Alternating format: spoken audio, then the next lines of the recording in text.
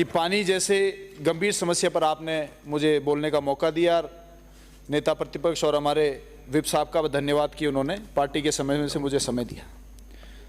अपनी बात शुरू करने से पहले अध्यक्ष महोदय, निम्बाड़ा से आने वाले माननीय सदस्य को एक्सपेंशन में मंत्री बनाया जाए, विधानसभा का उनका परफॉर्मेंस देखते हुए ये मेरा आग्रह है आपसे।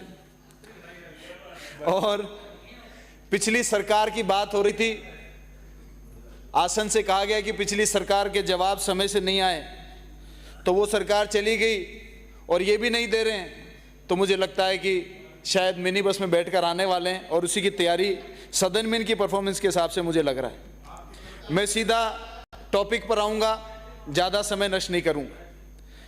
नेता प्रतिपक्ष ने बताया और पूरे राजस्थान ने समाचार पत्रों के माध्यम से पढ़ा कि जलदाय मंत्री जी का एक फेमस डायलॉग आया कि मैं बालाजी थोड़े ही हूं कि मैं फूंक मारूंगा और पानी आ जाएगा। निश्चित रूप से गर्मियों में बड़ी गंभीर समस्या राजस्थान में हो गई, लेकिन इस बात के अंदर भी बड़ी मजबूरी सी दिखी। लेकिन मैं समझ सकता हूं, क्योंकि इस सरकार के मंत्री ज़्यादातर अधिकारियों के सामने मजबूर हैं, तो मजबूरी किसी न किसी दिशा में निकलकर सामने आ जाती है, वो बता नहीं पाते।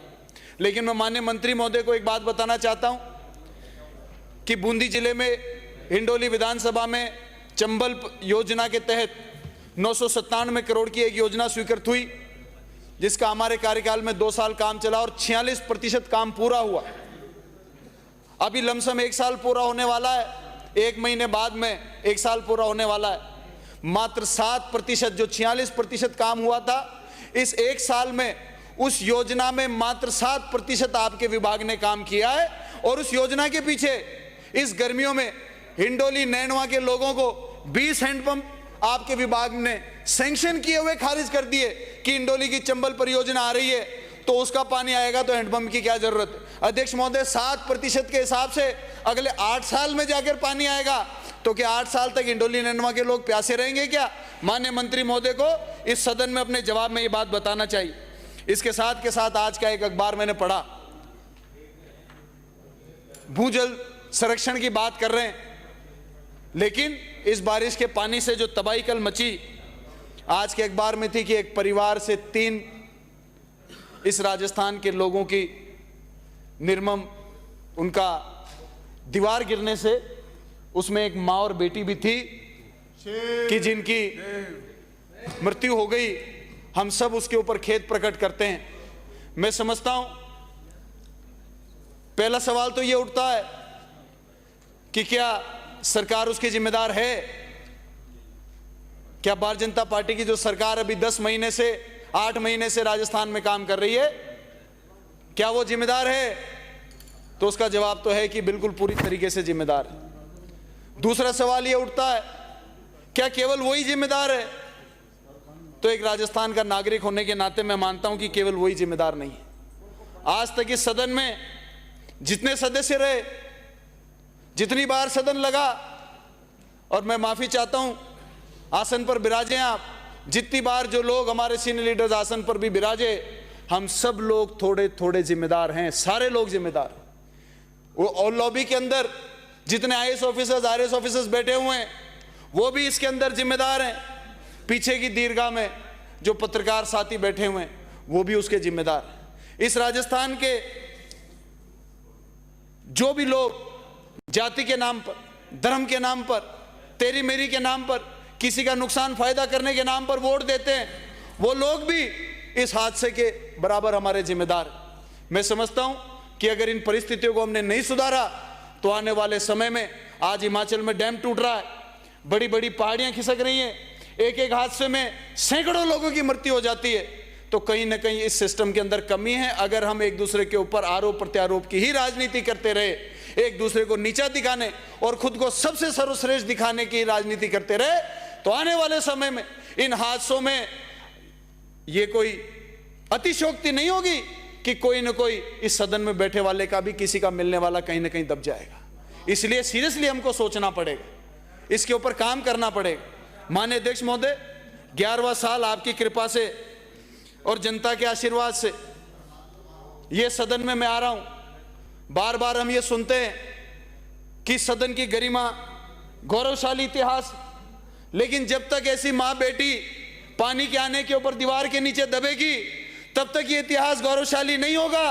ये इतिहास गौरवशाली जब होगा कि जब वो मां बेटी के सर पर पक्की छत पड़ेगी, उस दिन इस सदन का गौरवशाली इतिहास होगा। अध्यक्ष महोदय, जब तक एक गरीब के परिवार में बिजली और शुद्ध पानी मिलेगा, तब जाकर इस सदन का गौरवशाली इतिहास होगा। अध्यक्ष महोदय, जब गांव के बच्चों को 1 किलोमीटर के ऊपर 5वीं, 2 किलोमीटर के ऊपर 8वीं और 3 किलोमीटर के ऊपर 12वीं स्कूल मिलेगी, अध्यक्ष महोदय, उस दिन जाकर इस सदन का इतिहास गौरवशाली होगा। जब तक 10 किलोमीटर के अंदर गांव के बच्चे या बच्ची को सरकारी कॉलेज नहीं मिलेगा, जब तक हमारा इतिहास गौरवशाली नहीं होगा, उस दिन गौरवशाली होगा कि जो गरीब, जिसकी बेटा और बेटी पेट्रोल खर्च करके कॉलेज नहीं जा सकते, यदि साइकिल से भी जाना चाहें तो 10 किलोमीटर के अंदर उनको कॉलेज मिलेगा, शिक्षा पूरी होगी, उस दिन जाकर इस सदन का इतिहास गौरवशाली होगा। अध्यक्ष महोदय, मैं केवल ये बातें करने के लिए नहीं कह रहा हूं। कई लोगों को लगेगा कि भाषण दे रहा है, ये तो काम करके दिखाइए। तो मुझे ये बताते हुए अध्यक्ष महोदय खुशी है। मैं क्यों बता रहा हूं? क्योंकि आज सुबह मुझे अखबार पढ़ते हुए इतना दुख हुआ है जो मैं कह नहीं सकता। मुझे खुशी है कि मेरी विधानसभा में 2 तहसील हैं। आजादी के बाद 71 साल हुए, 71 सालों में एक भी सरकारी कॉलेज आजादी के 71 सालों में कोई नहीं बना पाया। मुझे खुशी है कि राजस्थान का मुख्यमंत्री अशोक गहलोत जी ने 5 साल के अंदर 7 सरकारी कॉलेज इंडोली विधानसभा में बनाने का काम किया। हम केवल आरोप प्रत्यारोप की बात करते, शिक्षा की बात कीजिए, पानी की बात कीजिए। अरे क्या हो गया, क्यों तकलीफ हो रही है? सुन लीजिए, मेरे को 10 मिनट मिले, पार्टी ने दिए, आपके नहीं ले रहा हूं। आप अपना काम कीजिए, हमको अपना काम करने दीजिए। 10 मिनट में मैं बोलूंगा और आप तय नहीं करेंगे कौन सी बात पानी की है, ठीक है? पानी की है सब ये। अध्यक्ष महोदय, मैं उसलिए ये बातें इस सदन में बता रहा हूं क्योंकि ये मॉडल, जब तक इस सदन के ऊपर आरोप प्रत्यारोप की राजनीति चलती रहेगी, तब तक हमारा फोकस जो है पब्लिक इश्यूज के ऊपर डाइवर्जन रहेगा। क्योंकि हर आदमी अपने डिफेंसिव मोड में है, हर आदमी अटैक मोड में है, उसको हमको थोड़ा कम करना पड़ेगा। इस सदन के अंदर ज्यादा समय जनता के मुद्दों पर होनी चाहिए ताकि ऐसे हादसे नहीं हो। पानी की बात अभी आप ही अध्यक्ष महोदय फरमा रहे थे कि आरोप प्रत्यारोप की राजनीति, और बीच बीच में अपनी बात में आप भी करने लगे।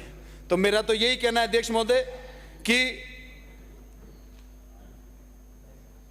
कल वाला जो हादसा है, ऐसे हादसों की पुनरावृत्ति नहीं हो, इसकी भी हम जिम्मेदारी सदन लें।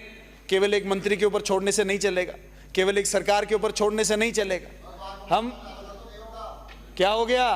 पेट में दर्द हुआ? शांत रहे। क्या हुआ? पेट में दर्द हुआ? क्या हो गया? क्या हो गया? अच्छी बात नहीं लग रही है, अच्छी बात नहीं लग रही है, टाइम खराब कर रहे हो। माननीय सदस्य बोलिए, समय समाप्त ठीक है होने वाला है। अध्यक्ष महोदय, अंत में क्योंकि किसी को सच सुनने की आदत नहीं है, कोई सच सुनना नहीं चाहता, इसलिए मीठी मीठी बातें करो, एक दूसरे की पॉलिश करो और शाम को जाके सदन के सितारे बनकर लड्डू बांटो। इससे काम नहीं चलेगा। अध्यक्ष महोदय, मैं अंत में अपनी बात को जल्दी खत्म करूंगा क्योंकि बाकी जो बातें कहूंगा फिर ये खड़े होंगे और इनसे सुना नहीं जाएगा। नए नए आए, अभी पार्टी ज्यादा कर रहे हैं। जब अगले चुनाव में जाएंगे जनता के बीच में और 5 साल में मुद्दे रह जाएंगे, तब इनको पता लगेगा। गांव में जाके जब लोग सवाल में पूछेंगे कि आपने हमारे गांव के लिए क्या किया, आपने हमारे शहर के लिए क्या किया, आपने बच्चों की शिक्षा के लिए क्या किया, आप मेरे को टोक रहे हो, लेकिन 4 साल के बाद में आप चुनाव में जाना, लोग आपको पकड़ेंगे। हमारे गांव में 5वीं थी, आपने 8वीं क्यों नहीं कराई? हमारे गांव में सड़क नहीं है, इस सड़क कच्ची होने की वजह से बच्चे स्कूल नहीं जा पाते, उसमें आपने क्या कराया? हमारी पानी की समस्या क्या कराया? हमारे अस्पताल नहीं, आपने क्या कराया? अभी आपका पेट दुख रहा है, समय आएगा आपको पता लगेगा, मेरी बातें याद आएगी कि समय पर काम की बात कर लेते तो कितना अच्छा रहता। अध्यक्ष महोदय, एक बहुत बड़ी गलती ये सदन करने जा रहा है। पहली बार हो रहा है कि होम के ऊपर कोई डिस्कशन नहीं हो रहा है। मैं आग्रह करता हूं सभी जिम्मेदार लोगों से कि होम के ऊपर डिस्कशन होना चाहिए। जिस पुलिस को राजस्थान के लोगों की सुरक्षा के लिए आपने, इस सरकार ने उनके हाथ में बंदूक दी है, रक्षक कहीं भक्षक नहीं हो जाएं, इसलिए उनके ऊपर नकेल रहना भी जरूरी है, उनके ऊपर नजर रहना भी जरूरी है, उनके ऊपर चर्चा होना भी जरूरी है, और उनकी सच्चाई जो है वो सदन के माध्यम से जनता के सामने भी आना जरूरी है। तो मैं आग्रह करूंगा कि जिम्मेदारी से हम नहीं भागे और हम उनके ऊपर, पुलिस के ऊपर चर्चा कराएं, ताकि बोलिए, आपका समय प्रारंभ हो गया माननीय